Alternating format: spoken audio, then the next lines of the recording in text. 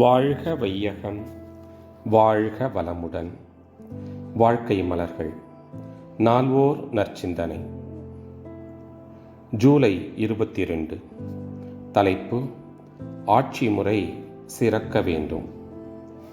தன் மீது நம்பிக்கை கொண்ட மக்களை பாதுகாப்பதற்காக தனது நாட்டின் மீது படையெடுத்து வரும் பிற நாட்டு அரசனோடு போராடி தன் உயிரையே தியாகம் செய்தார்கள் முற்காலத்து ஆட்சித் தலைவர்களில் பலர்.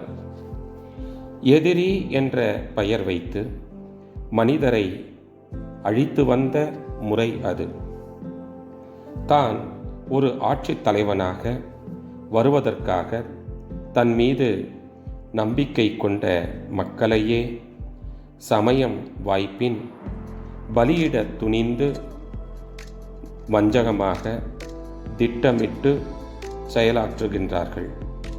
இந்நாளில் அரசியல் தலைவர்களில் பலர் பல மக்களை சுரண்டியும் கொன்று குவித்தும் ஒருவன் பொருள், புகழ், அந்தஸ்து, அதிகாரம் என்பனவற்றை தேடிக்கொள்ளும், பாதுகாத்து கொள்ளும் முறையில் நடைபெறும் அரசியலுக்கு ஜனநாயக ஆட்சி முறை என்ற பெயர் நீடித்து இருப்பது அந்நாட்டு மக்களில் சிந்திக்கும் ஆற்றலுடைய அறிஞர்கள் வெட்கப்பட வேண்டிய ஒரு நிலைமையே.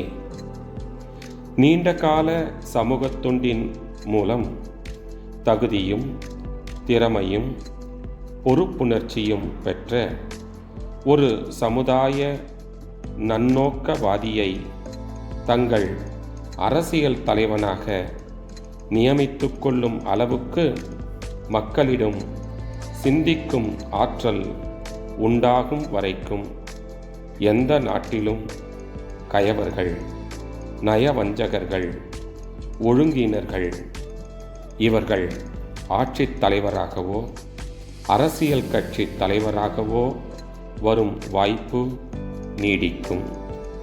அருட்தந்தை. வாழ்க வளமுடன். தொடரும்.